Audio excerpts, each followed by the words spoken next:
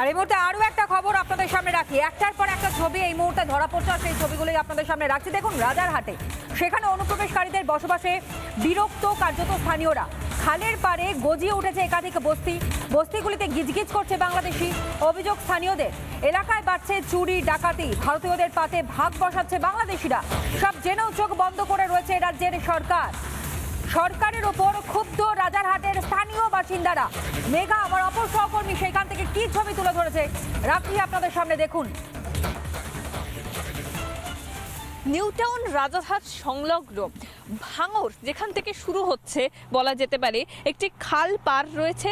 ঠিক খাল পারের একেবারে অপোজিট সাইডেই আমরা এই মুহূর্তে সেই ছবি দেখতে পাচ্ছি। একাধিক বস্তি রয়েছে যেখানে বাংলাদেশিরা তারা বাইরে থেকে এসে বসবাস করছে, এমন একাধিক অভিযোগ এই মুহূর্তে উঠে আসছে। আমার সঙ্গে এখানকার স্থানীয় বাসিন্দা রয়েছেন, আমি তার সঙ্গে একটু কথা বলার চেষ্টা করব। এই যে খাল পার রয়েছে আমরা দেখতে পাচ্ছি, তার অপোজিটে বিপরীতে একাধিক আমরা দেখছি বস্তি। কোথা থেকে এসেছে, কতদিন ধরে রয়েছে? এরা রয়েছে প্রায় 3 থেকে 4 বছর হবে। এনারা এসছে বসবাস করতে করতে মানে একটা বাঁধ ছিল, ওখানে বাঁধ ছিল। সেই বাঁধটা কি বাইরে বাংলাদেশ, বেশিরভাগই লোক বাংলাদেশি বাইরে থেকে এসছে।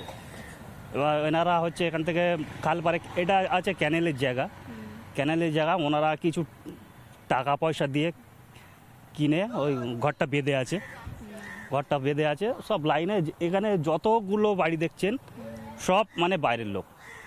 আমরা তো এখানে স্থানীয়, আমরা ওখানে মাছ চাষ করি, আমাদের ভেড়ি আছে, আমরা ওখানে প্রত্যেক মানে সপ্তাহতেই যাই, গিয়ে আমরা হচ্ছে ভেড়ি টাড়ি দেখি। দাদা, আপনারা তো ব্যবসা করেন, স্থানীয় বাসিন্দা, খেটে খান, আপনাদের কোথাও মনে হয় না যে আপনাদের ব্যবসা বা আপনাদের কাজে অসুবিধা হচ্ছে? অবশ্যই আমাদের ক্ষতি হচ্ছে। কি বলবো, যেটা আমরা 500 টাকায় কাজ করি সেইটা ওরা 200 টাকা 300 টাকায় কাজ করে চলে যাচ্ছে। সেখানে তো আমাদের পেটের ভাত মরে যাচ্ছে না।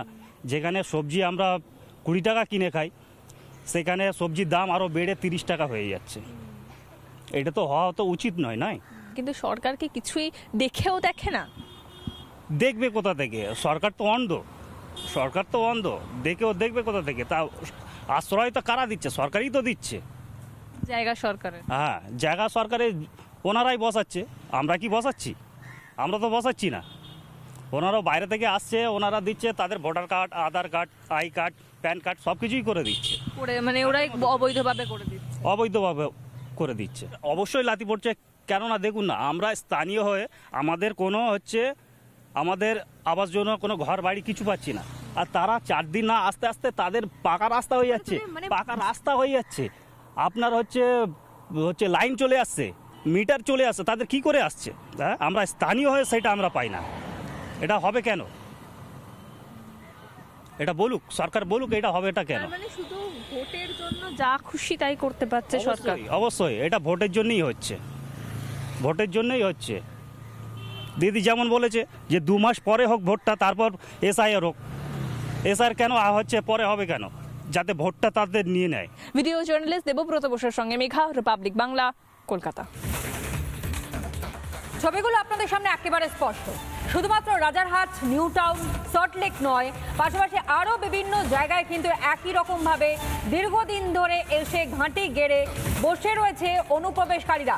আর সেই কারণের জন্য এসআইআর এর প্রয়োজনীয়তা রয়েছে। আর এই কারণেই হয়তো কোথাও গিয়ে তৃণমূল কংগ্রেস বারংবার বাধা দেওয়ার চেষ্টা করেছে। ছবিগুলো একটার পর একটা স্পষ্ট। সব জেনেও কেন চুপ প্রশাসন? স্থানীয় বাসিন্দারা তারা এই প্রশ্ন করছেন। শুনুন আরও বেশ কিছু স্থানীয় বাসিন্দাদের অভিযোগ। আমাদের তো এখানে সমস্যা হবে না। এরা এসে পুরো আমাদের এই জায়গাগুলো যে এনভায়রনমেন্ট পুরো নষ্ট করে দিচ্ছে, পলিউটেড করে দিচ্ছে। যে মানে গ্রিনারিটা ছিল ওখানে তো ওরা, আর তারপরে আপনি খাল পাড়ের ওইদিকে যে সুয়েজ সিস্টেমটা ওটাকে পুরো অকুপাইড করে নিচ্ছে ধীরে ধীরে। এটা আস্তে আস্তে মানে এদের তো প্রচুর পপুলেশন বেড়ে যাচ্ছে, আর একটা জনবসতি বেড়ে যাচ্ছে, ঘিঞ্জি হয়ে যাচ্ছে। এরপর আস্তে আস্তে ধীরে আর ওদের পপুলেশন বাড়বে। তারপর আপনার মানে এখানে চুরি ছাঁচড়ামি শুরু হবে। তারপরে হসপিটালাইজেশন সব কিছুতেই ওভারঅল একটা মানে আমরা তো প্রচণ্ডই বিরক্ত, বলেও তো কোনো লাভ হচ্ছে না। From the root it is corrupted না। এখানকার যারা স্থানীয় লোকজন আছে তারাই তো মদত দিয়ে এদেরকে বসিয়ে দিচ্ছে, পয়সা নিচ্ছে। তা নাহলে ওদেরকে এত সাহস আছে যে বাইরে থেকে এসে, হ্যাঁ বেসিক্যালি তারাই যারা অ্যাডমিনিস্ট্রেশনে আছে, নিচতলার লোক বকত, কারণ তা নাহলে তো তাদের, এবং পুলিশও তার সাথে জড়িত, তা নাহলে কী করে তারা আসছে, এসে এইভাবে পুরো জায়গাটা অকুপাই করে দিনের পর দিন তারা ইলেকট্রিসিটি পেয়ে যাচ্ছে, গভর্নমেন্টের সব ফেসিলিটি পাচ্ছে, ভোটার কার্ডও তাদের হয়ে যাচ্ছে, আধার কার্ড গভর্নমেন্ট এলাকা, হ্যাঁ গভর্নমেন্ট এলাকা, সেটাই তো বলছি আপনাকে যে এগুলো হয়ে যাচ্ছে, এগুলো তো কোনো সুরা হচ্ছে না। অ্যাডমিনিস্ট্রেশনে অনেক অনেক কঠোর হতে হবে, এইসব করলে আস্তে আস্তে অস্তিত্বই নষ্ট হয়ে যাবে। ওপারের ম্যাক্সিমামটাই আপনার হচ্ছে ওপার বাংলার আছে, অ্যাটলিস্ট হচ্ছে 10% হয়তো আমাদের ইস্যু আছে, 90% আপনার হচ্ছে ওপার বাংলার আছে। আগে এখানে নর্মালি এখানে চুরি টুরি সেরকম কিছু হতো না, এখন চুরি টোটালি বেড়ে গেছে, চুরি ছিনতাই এগুলো নর্মালি একটু বেড়ে গেছে। পুরোটাই ক্যানালের জায়গা, পুরোটাই সরকারে, সেখানে নর্মালিভাবে বসে আছে, যে কোনো কারণে হোক ওরা বসে আছে। এটা তো যে আছে, যে প্রশাসনে আছে, একটা ভোটের একটা তো অঙ্ক থেকেই যায়, এটা তো বলার ব্যাপার না। যে প্রশাসনে যে সরকারি জায়গাতেই বসবাস, এটা সরকারি ক্যানেলের সম্পত্তির ওপরেই বসবাস। তাও সরকার চোখ বন্ধ করে, একদম ডেফিনেটলি, তাও সরকার চোখ বন্ধ করে আছে। আমাদের বাড়ির কাজের মেয়েগুলো কাজে যেতে পারে না, ওরা কম পয়সায় কাজ ধরে নিচ্ছে। মানে বাংলাদেশের যে লোকগুলো আছে এখানে, ধরুন বাইরে থেকে এসছে, তারা আসার পর থেকে কাজে এত দামে কম করছে ওরা, যে ধরুন যে কাজটা 100 টাকার কাজ, সেটা ওরা 50 টাকায় করে দিচ্ছে, যার জন্য কাজের লোকটা অ্যাভেলেবেল হয়ে যাচ্ছে, তখন আমাদের কাজে অসুবিধা হয়ে যাচ্ছে, আমাদের টাকা পয়সা আমরা কম পাচ্ছি, এটাই অসুবিধা আছে আর কি। স্থানীয় বাসিন্দাদের অভিযোগ একেবারে স্পষ্ট, কতটা সমস্যার মধ্যে তারা দীর্ঘদিন ধরে রয়েছেন তাও তাদের বক্তব্যে স্পষ্ট হলো। আরও বেশ কিছু বক্তব্য আপনাদের সামনে তুলে ধরি, যেখানে রাজনৈতিক মহলের ব্যক্তিত্বরা তারা কিন্তু আগের থেকেই রীতিমতন সোচ্চার হয়েছিলেন, যার মধ্যে অন্যতম রাজ্যের বিরোধী দলনেতা শুভেন্দু অধিকারী, কিন্তু পাল্টা সাফাই তৃণমূল কংগ্রেসের পক্ষ থেকেও দেওয়া হচ্ছে।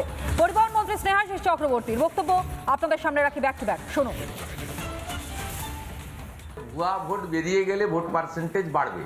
এখানেও 7ই ফেব্রুয়ারি যে ভোটার লিস্ট হবে, তারপরে যখন এপ্রিল মাসে ইলেকশন কমিশন ইলেকশন করাবে, তখনও দেখবেন এখানে 5-6%, 7% ভোট বাড়বে। তার কারণ ভুয়া ভোটার বেরিয়ে গেলে ভোটের পার্সেন্টেজ বাড়ে, এটা হচ্ছে হিসাব। আমরা মনে করি যে সমস্ত ভারতীয় মুসলিমদেরও নাম থাকা উচিত। SIR এসেছে, সেখানে আমি বলেছি 4 রকমের লোকের নাম বিহারে আউট হয়েছে, এখানেও আউট হবে। 1 মৃত, 2 ডবল ট্রিপল এন্ট্রি, 3 ফেক, 4 হচ্ছে বাংলাদেশি মুসলিম এবং যাদেরকে আমরা অনুপ্রবেশকারী। এর বাইরে সব ভারতীয়রা এখানে প্রোটেক্টেড, এমনকি বাংলাদেশ থেকে যে হিন্দু শরণার্থী এসছেন তারাও প্রোটেক্টেড। ওপার বাংলা থেকে মুসলিম দলে দলে আসার, ভারতবর্ষকে ভালোবেসে, এই ব্যাপারটা কিন্তু স্বাভাবিক না। এখন কাজকর্মের জন্য, কাজকর্মের সূত্রে কিছু মানুষ অন্য দেশ থেকে আসে, এটা জেনারেল মাইগ্রেশন, এটা বুঝতে হবে। রাষ্ট্র যখন তৈরি হলো তখনও বিভিন্ন দেশ থেকে অন্য দেশে কর্মসূত্রে যায়। এই যে আমাদের ভারতবর্ষ থেকে দুবাইয়ে কাজ করছে, সিঙ্গাপুরে আছে, আমেরিকায় আছে, লন্ডনে আছে, আবার ভারতবর্ষে অন্য দেশ থেকে প্রচুর মানুষ কর্মসূত্রে আসে। এরকম কিছু মানুষ এখানে আসে আবার চলে যায়, ফলে এটা খুব সংখ্যাটা খুব বেশি নয়, কিন্তু এটাকে দাগিয়ে দিয়ে একটা ধর্মীয় মেরুকরণের কথা শুভেন্দু অধিকারীরা বলছে। আসলে বিষয়টা কিন্তু ওটা নয়। নানা ধরনের কন্টেন্ট দেখার জন্য লাইক করুন, শেয়ার করুন আমাদের ফেসবুক পেজ, সাবস্ক্রাইব করুন আমাদের ইউটিউব চ্যানেল। পাশাপাশি অন্যান্য ব্রেকিং নিউজের জন্য অবশ্যই চোখ রাখুন রিপাবলিক বাংলায়।